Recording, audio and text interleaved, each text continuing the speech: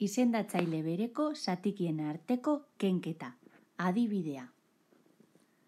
5 6 ken 3 6.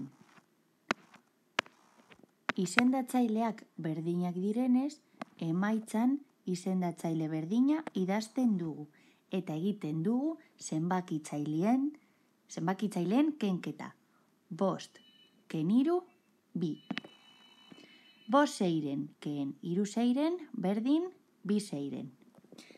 Beste adibide bat. 25 30 ken 17 30 berdin. Izendatzaileak berdinak direnez, emaitzan ere izendatzaile berdina idazten dugu. Eta gero egiten dugu zenbakitzaileen kenketa. 25 ken 17 8. Beraz, 25 30 ken 17 30 berdin 8 30.